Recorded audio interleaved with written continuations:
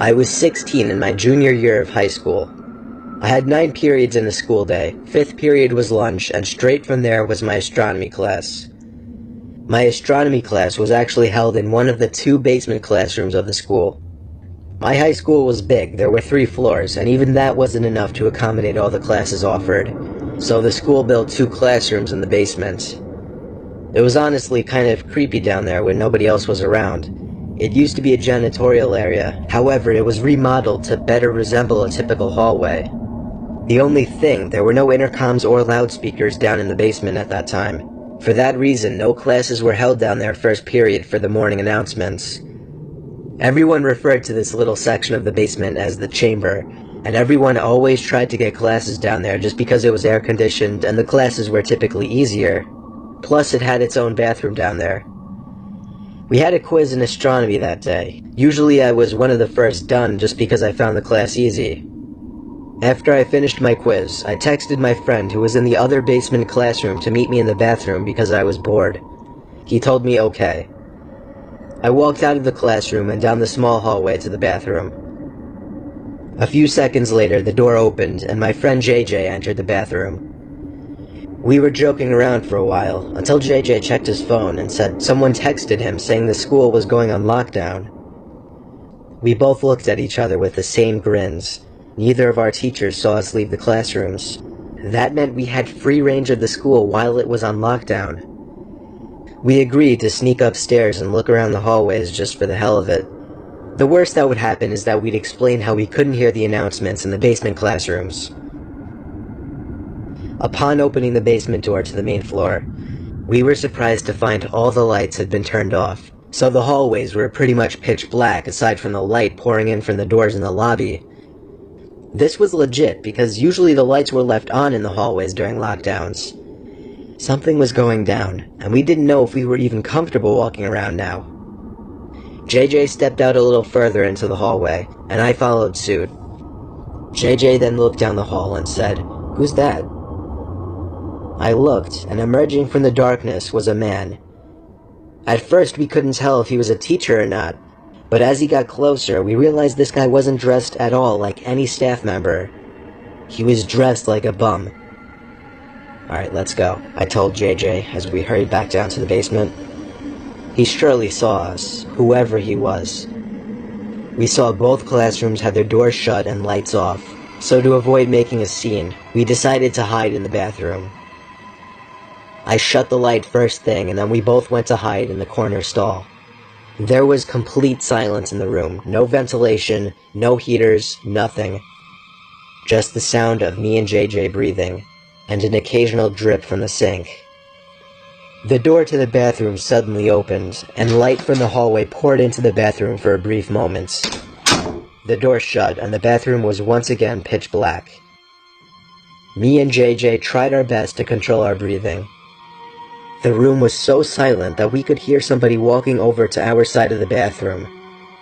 The person stopped and started breathing really heavily, as if they were out of breath. Me and JJ were both scared to death. JJ did something very dumb. He whispered in my ear, "We have to crawl out through the other stalls." The room was so silent, however, that even JJ's whisper could be heard from across the room. The heavy breathing outside the stall stopped, and the person tried pressing the stall door in. That was when I whispered, "Go, go," to JJ. We both crawled under the sidewall to the next stall over, and then the next stall, and then finally out to the other side of the bathroom. The person was now full-on banging on the stall door. Me and JJ hopped up off the floor, opened the door, and as the light filled the room again, we saw the guy from upstairs in the corner. We pounded on the door to JJ's class. The teacher let us in within seconds. JJ explained everything as the teacher locked the door, mentioning a gun sticking out of the man's pocket. I was shocked to hear this because I didn't see a gun, but I went along with it anyway. Usually a bunch of high school students would be laughing their asses off at 2 students causing a scene like this, but I noticed all the kids sitting in the corner looked concerned. A sudden bang at the door made everyone jump, and a couple of girls squeal out of fear. JJ, the teacher, and I could see the man standing at the door, looking through the window while trying the doorknob. After a few bangs on the door out of what seemed to be anger, he turned and walked down the hallway back to the stairs. We don't know how much longer the lockdown went on for, but for over an hour we sat in silence in the room, other than the teacher occasionally asking me and JJ questions in a very concerned tone, shaking his head after everything we would tell him. Eventually, somebody from upstairs called the teacher and he instructed all of us to single file walk up the stairs and out of the building, where we would be greeted by cops. Me and JJ did the best we could at describing the man to the cops and to the dean. One of the cops patted me on the back and we were sent off to go home. After this incident, the school installed cameras everywhere and ramped up the security budget. This incident never got media attention, so honestly, we never found out if police caught the guy. I'm convinced that man had no other intentions but to kill us then and there in that bathroom stall.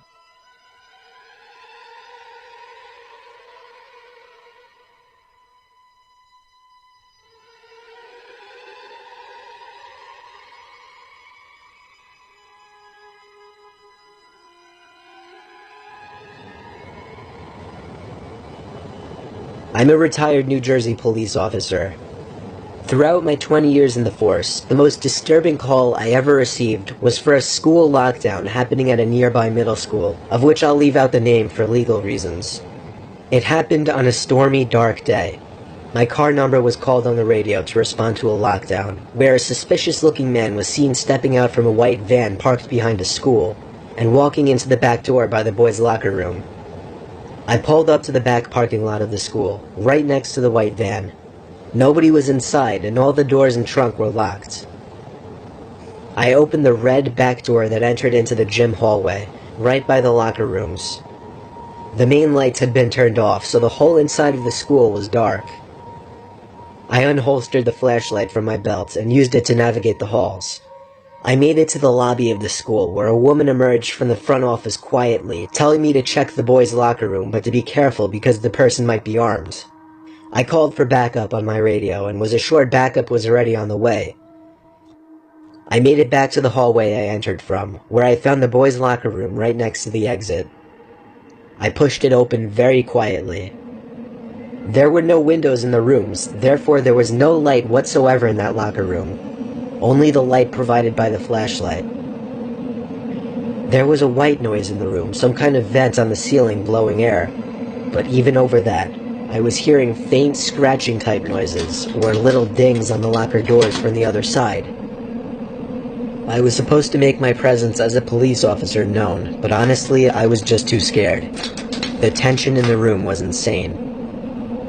I held my flashlight in one hand and my gun in the other as I snuck to the other side of the locker room. It seemed like wherever I was in the room, the dings and thuds would be coming from the other side.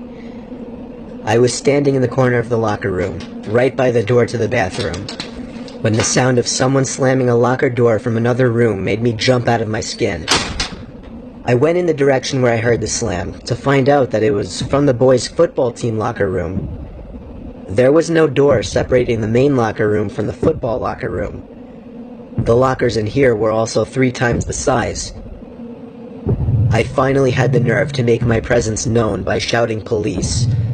After shouting, a kid started screaming help from somewhere in the room. It was very muffled, though. The kid pounded on a locker door on the other side of the row I was in. When I found out that the boy was trapped inside of a locker, I felt sick in my stomach. I told him I'd be right back, once again calling for backup while running outside to where the white van was. It was gone. My biggest mistake was not getting the plate number first thing. I told dispatch to be on the lookout for a suspicious white van. I ran back into the school and instructed the staff in the front office to end the school day and to send somebody with a key to the locker room to get the boy out of the locker. The boy was held by the man with a knife on his back, as I speculate the man was quietly trying to get the 12-year-old boy to his van. The boy was bleeding on his arm from the man cutting him while resisting. The man's van was spotted a week later in a 7-Eleven parking lot, where he was arrested after being properly identified.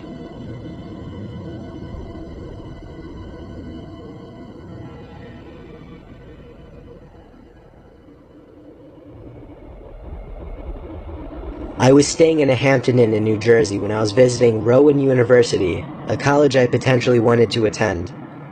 My family couldn't come with me, so I was on my own. After attending campus tours, I went to get a bite to eat at a nearby restaurant, and then went back to the hotel at around 8 p.m., planning on going back to campus again the next day. About an hour after returning to my room, a strange alarm started going off in my room, along with a white light flashing from the corner of the ceiling.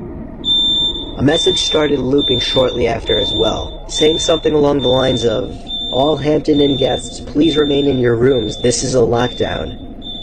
I'd never heard of a lockdown in a hotel. I never even knew hotels had alarms like this. I found it more interesting and exciting than anything else. Eventually the sound of the alarm stopped, but the light kept flashing, and every 20 seconds or so the message would repeat. It was only like 9:30, so I turned on the TV just as background noise while I started changing clothes and brushing my teeth. I shut the lights when I was done and hopped under the covers. I watched TV for half an hour before shutting it off.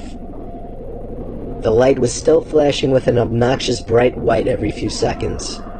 It was definitely going to hinder my sleep.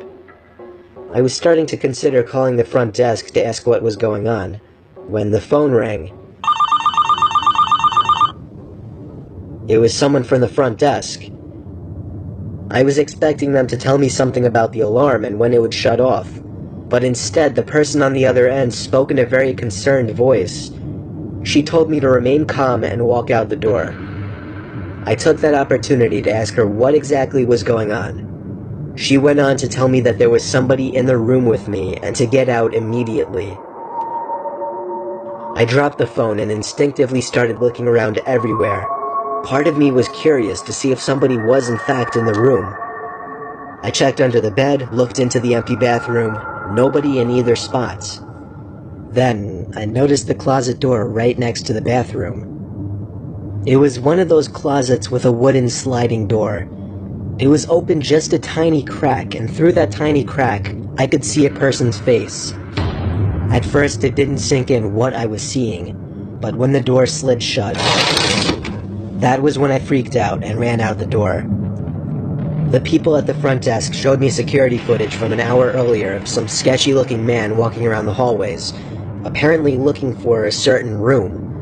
When he got to my door, he opened it with the card he somehow acquired, and that was it. I stayed around as the authorities took the person out in chains. It was a man, of course, on the shorter side, easily 40s. He looked at me as he passed, as if he knew who I was immediately. It's scary thinking back that he may have been watching me for more than an hour from that closet.